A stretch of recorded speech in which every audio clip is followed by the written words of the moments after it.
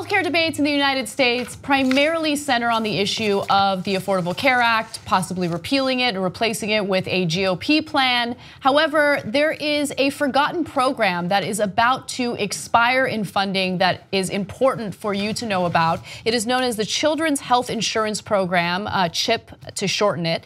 And the funding for this program, unfortunately, expires on Saturday, September 30th. Now, Republicans have been so hell-bent on repealing the Affordable Care Act that they haven't worked on this particular issue. And so as a result, it seems unlikely that Senate Republicans will do what's necessary to ensure that this program remains funded. Now, to give you an idea of what this is, CHIP is a health insurance program created in the 1990s to piggyback on Medicaid, and it provides coverage for kids and families with higher, though still lower middle class to middle class incomes. The program also helps cover pregnant women in some states. It's designed much like Medicaid, with states and the federal government both paying a share of its budget. Now, the federal government pays about 3/4, I believe, of this program, and then states also go in there with their own funding to help create a robust program to make sure that these kids are insured. But if this funding expires, there are several states that could really suffer immediately. Now, some states have budgeted the money so they'll be able to fund it for a couple months after the funding expires, but it is a little bit of an issue. So let's go to graphic 11. At least 3 states, Arizona, Minnesota, and North Carolina, plus the District of Columbia, would run out of funding by December. So they have a couple of months left in terms of money that they've budgeted for their program. However, Arizona appears to be in the most dire situation. Minnesota is in the most dire situation. They will run out of money immediately. So it's a block grant that gets renewed every 2 years, I believe. And so they can budget it out through those 2 years however they want.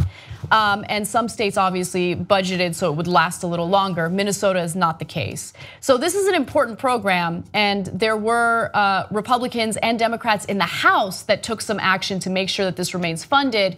However, the Senate seems unlikely to do anything about it. And this goes to, so the fight is now about how it's gonna be, I guess, funded, approached, how they can put this on the floor. There's been other, I think there was an amendment or at least a bill put forward, but they're worried about it now being taken down with all these extra amendments that could come from anywhere, honestly. And again, a lot of people don't know that's how it works as well too. Things get tossed on the bills all the time that have nothing to do with it. We've mentioned it, but you forget. It's the normal daily approach to how they do business there. And many people are afraid to put things up like this that may actually solve this problem because it's gonna cause other problems. So it comes back to messaging. So if you message this as, oh, this is a pro-life party, where's the life of these children? When does it come into play for you? Do you care? Call them people out by name and say they're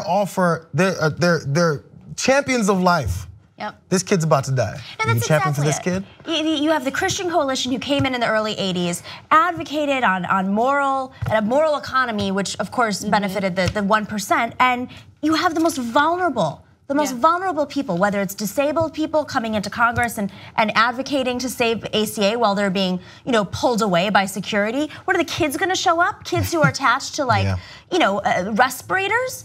This is what it's come to. And also keep in mind that yes, there are kids who might be stricken with a serious illness, but then there's also the need for preventative care to prevent a serious illness among kids. Look, I didn't know it at the time because I was a kid, but I'm an example of someone who benefited from this program. In California, it was called Healthy Families. I don't know if they've renamed it since, but we grew up poor, right? Like my family, like my dad was in severe debt. He lost his job when my brother was born. We could not afford health care.